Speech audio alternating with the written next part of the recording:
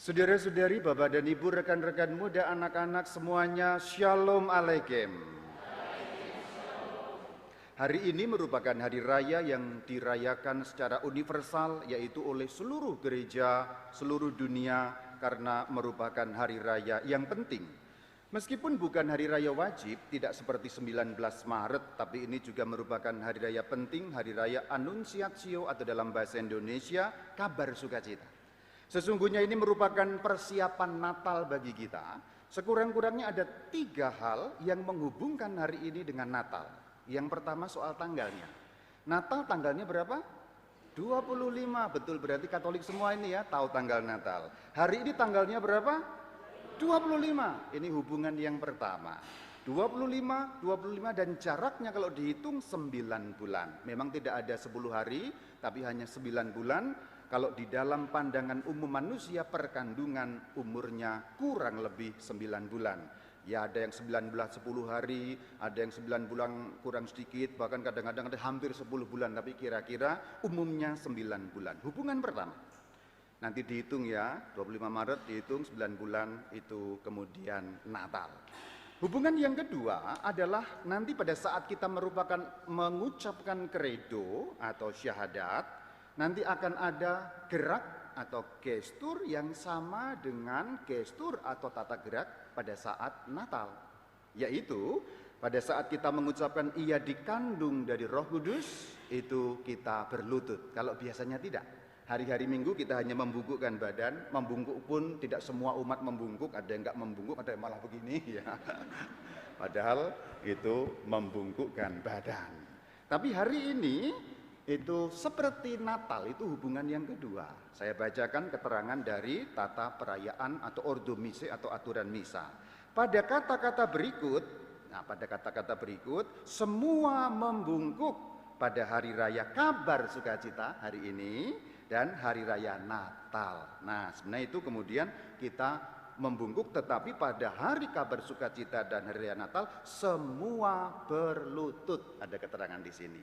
Pada saat kata-kata mana? Ia dikandung dari Roh Kudus. Nanti maka ketika kita mengucapkan syahadat ini, ia dikandung dari Roh Kudus dan seterusnya sampai menjadi manusia, kita dalam keadaan berlutut, hening sebentar, baru kita berdiri lagi untuk menghormati Yesus Kristus yang menjadi manusia dalam rahim Maria. Itu hubungan yang kedua. Hubungan yang ketiga adalah firman-firman yang kita dengar hari ini. Ada banyak firman yang berhubungan, tapi saya kutip satu saja, yaitu bait pengantar Injilnya. Bait pengantar Injil, masih ingat tadi? Biasanya lupa kalau bait pengantar Injil. Tidak apa-apa, lupa, tetap bisa masuk surga. Saya ingatkan biar makin mantap masuk surganya. Firman telah menjadi manusia dan tinggal di antara kita. Ini bacaan hari Natal. Et verbum caro factum est, yang artinya ini tadi, firman telah menjadi manusia dan tinggal di antara kita. Ada 3 hubungan yang menghubungkan hari raya hari ini dengan hari raya Natal. Mau saya jelaskan hari ini bagaimana pentingnya Bunda Maria dalam karya keselamatan Allah. Maka dengarkan baik-baik, ini tidak akan ada lucu-lucunya hari ini, tapi akan ada penjelasan yang kurang lebih lengkap meskipun singkat. Apa pentingnya Bunda Maria dan juga sekaligus bagaimana Yesus Kristus bisa kemudian berada dalam rahim Bunda Maria. Ayat kunci untuk memahami bagaimana hari ini adalah ayat yang dikutip dari firman yang kedua, yaitu surat Ibrani. Kita dengarkan sekali lagi. Engkau telah menyediakan tubuh bagiku. Nah ini, tubuh bagi siapa? Ini ayat dikenakan pada Tuhan Yesus. Jadi menyediakan tubuh bagi Tuhan Yesus Kristus. Sebab apa? Begini saudara-saudari. Kalau kita mengacu pada ajaran gereja Katolik yang tadi juga diungkapkan dalam kolekta, doa paling awal, kita dengarkan sekali lagi. Dalam iman mengakui penebus kami sebagai Allah dan manusia. Dalam iman Katolik, Yesus Kristus sungguh Allah, sungguh manusia. Kenapa harus sungguh Allah? Sebab hanya Allah yang mampu menebus dosa. Kenapa harus sungguh manusia? Sebab yang ditebus manusia, maka harus menjadi sama dengan yang ditebus. Bahasa gampangnya, kalau kita mengambil tebusan kan nilainya sama, gitu ya. Nah, ada orang pernah menggadaikan barang, digadaikan sekian kan nilainya sama. Kalau yang ditebus manusia, maka yang menebus harus sungguh manusia. Nilainya sama. Karena apa? Firman yang kedua mengatakan, tidak mungkin darah lembu jantan dan darah anak domba jantan menghapus dosa. Nilainya terlalu kecil. Dalam perjanjian lama ada kurban-kurban, yaitu kurban kambing, kurban domba. Tapi kan itu bukan manusia. Nilainya terlalu kecil. Bahasa gampangnya begitu. Maka harus manusia yang menebus kita. Itulah kenapa Yesus Kristus sungguh Allah, sungguh manusia. Tapi kesungguhan Allah atau keilahian Yesus dalam arti apa? Beliau firman Allah. Sebagai firman, firman itu turun, tapi firman kan nggak ada bentuknya.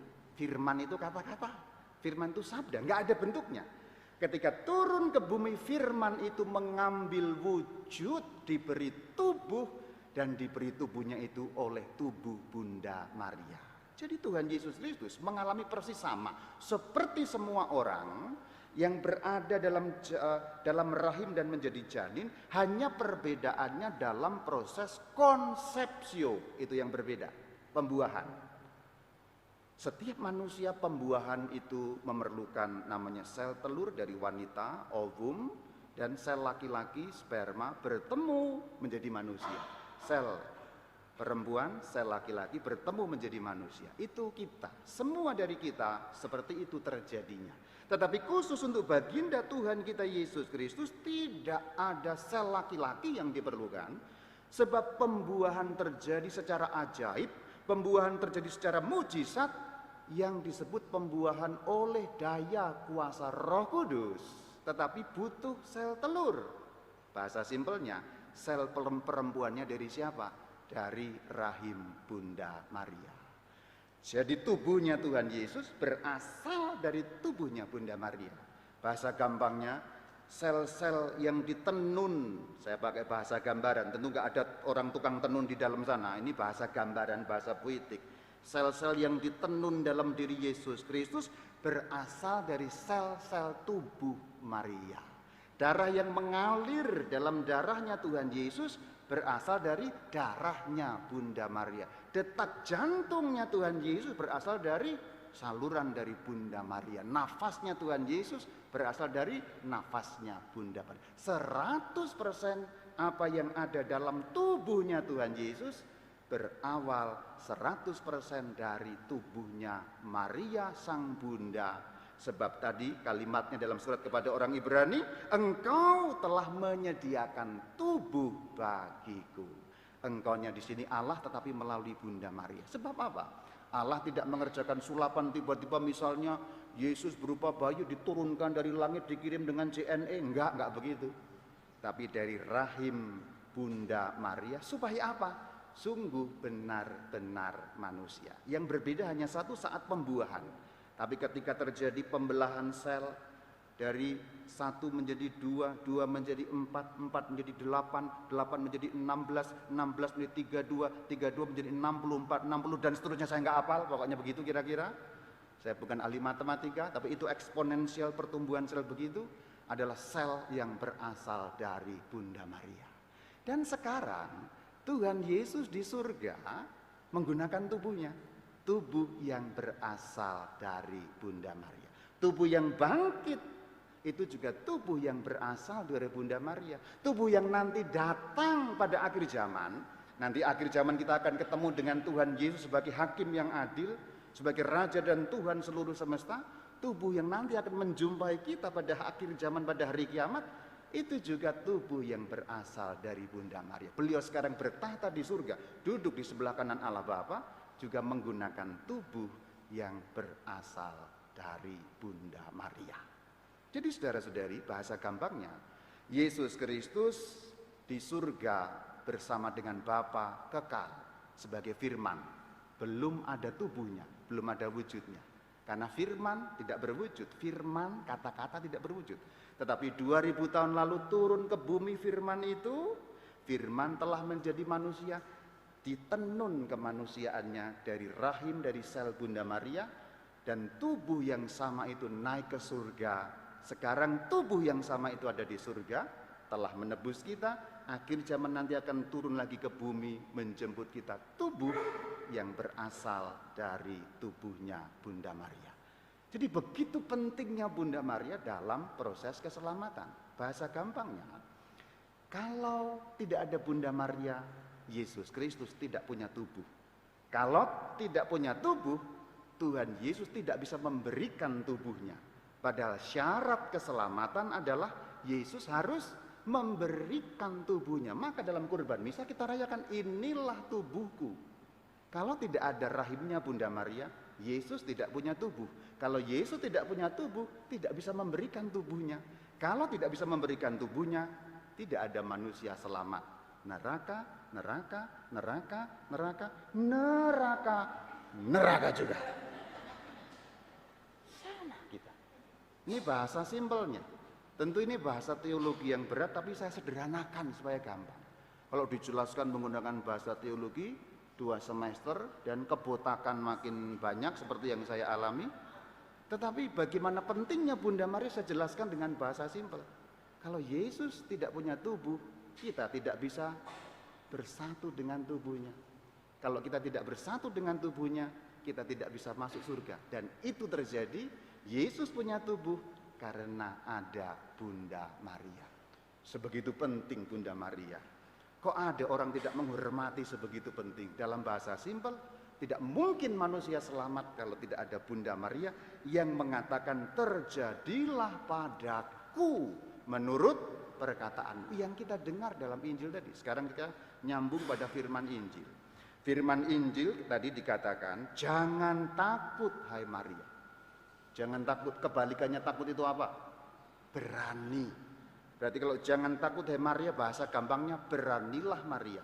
Milikilah keberanian.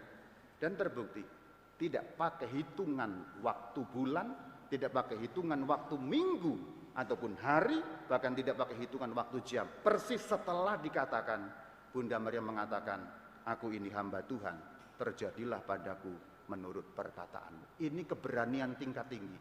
Ini bukan main-main kata-kata ini. Sebab dia tahu, kalau hamil, mengandung, dan tidak ada suami, bagi seorang Yahudi, hukuman rajam menanti. Tetapi wanita 14 tahun ini dengan gagah berani mengatakan, terjadilah.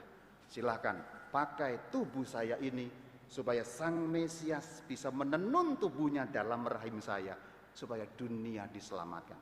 Silahkan gunakan tubuh saya ini supaya Sang Firman mempunyai tubuh dan mampu memberikan tubuhnya kepada manusia sehingga manusia selamat. Ini langkah berani. Manusia, perempuan lagi, 14 tahun umurnya, tapi gagah berani menghadapi kehidupan. Jadi pesannya untuk kita, saudara-saudari, hidup kita kadang menghadapi problem-problem berat, kadang menghadapi suramnya prediksi-prediksi macam-macam. Sekarang ini Indonesia gelap, apalah ekonomi buruk, macam-macam. Tapi kalau saya punya pedoman seperti Bunda Maria, pertolongan kita dalam nama Tuhan yang menjadikan langit dan bumi. Ingat homili minggu yang lalu, kalkulasi ilahi. Ini nyambung, minggu lalu persis, kalkulasi ilahi. Bunda Maria kalau pakai kalkulasi duniawi, mungkin nggak pakai firman atau kata-kata seperti ini, terjadilah padaku. Mungkin dia akan menjawab, nanti dulu ya Pak Malaikat ya, saya pikir-pikir dulu, saya konsultasi dulu ke Rama Bayu. Nah, kira-kira begitu ya. Rama Bayu belum ada padahal ya, ini hari-harinya begitu. Saya pikir-pikir dulu, tapi Bunda Maria dengan gagah berani. Jadi jangan takut tadi disambut dengan sikap keberanian iman. Maka kita juga perlu memiliki keberanian iman. Kalkulasi duniawi penting, tapi kita juga diangkat dalam nilai yang lebih tinggi. Kalkulasi ilahi, pertolongan kita dalam nama Tuhan yang menjadikan langit dan bumi. Dengan itu kita belajar beriman hari ini. Shalom Alaikum.